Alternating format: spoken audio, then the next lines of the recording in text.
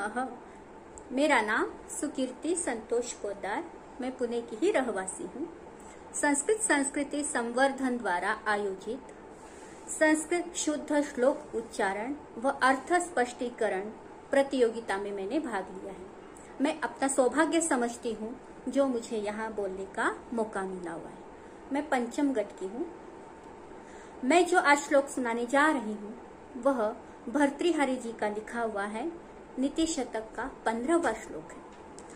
यहाँ पे भर्तृहरि जी कहना चाह रहे हैं कि संसार में ऐसे अनेक वस्तुएं हैं जो मनुष्य को आकर्षित करती हैं, परंतु वाणी की सुंदरता सर्वश्रेष्ठ सर्व उत्तम है। इसीलिए मनुष्य को मधुर वाणी का उपयोग करना चाहिए।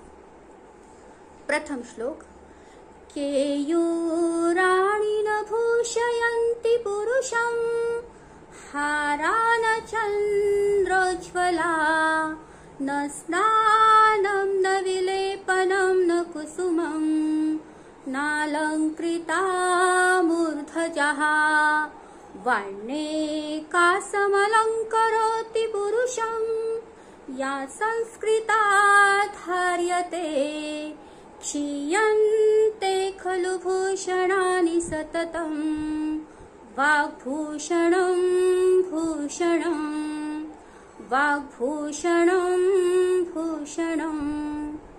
अर्थ, हम अनेक प्रकार के कंगन पहनते हैं, परंतु उस कंगन से मनुष्य की शोभा नहीं बढ़ती।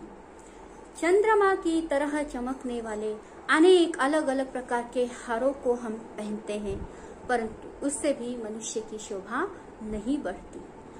न ही सुगंधित जल से स्नान करने से, उपटन आदि लगा देने से, या फिर आजकल की भाषा में अगर कह दिया जाए अलग अलग प्रकार के सेंट लगा देने से ऐसा लगता है कि मनुष्य हमारी तरफ आकर्षित हो जाता है, तो यह हमारा भ्रम है।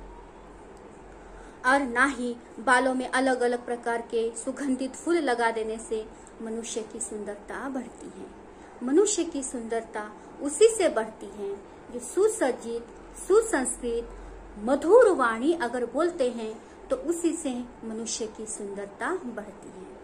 संसार में अनेक वस्तुएं मनुष्य को आकर्षित करती हैं, पर वे एक न एक दिन नष्ट हो जाती हैं, परंतु वाणी की, मधुर वाणी की सुंदरता कभी नष्ट नहीं होती। मनुष्य की मृत्यु हो जाती है, फिर भी मनुष्य की जो बोली गई वाणी है वह अमर होती है। मरने के बाद भी वह इस संसार में अमर रहती है, लोग उसे याद करते रहते हैं। इसीलिए मनुष्य को मधुर वाणी का उपयोग करना चाहिए। द्वितीय श्लोक, वह श्लोक अनुष्टुप छंद का है। इसमें भी वाणी का उपयोग, कैसी वाणी का उपयोग करना चाहिए यह बताया गया है। प्रिय वाक्य प्रदानेन सर्वे तुष्यन्ति जन्तवः तस्मात् तदैव वक्तव्यं वचने का दरिद्रता। अर्थ, प्रिय वाक्य बोलने से सभी प्राणी प्रसन्न होते हैं, इसीलिए मनुष्य को हमेशा मधुर वाणी का उपयोग करना चाहिए। प्रिय वाक्य बोलने से पराया भी इंसान अपना हो जाता है, पराया प्राणी भी अपना बन जाता है। इसीलिए हमें मधुर वाणी बोलने में कभी भी कंजूसी नहीं करनी चाहिए। धन्यवादः।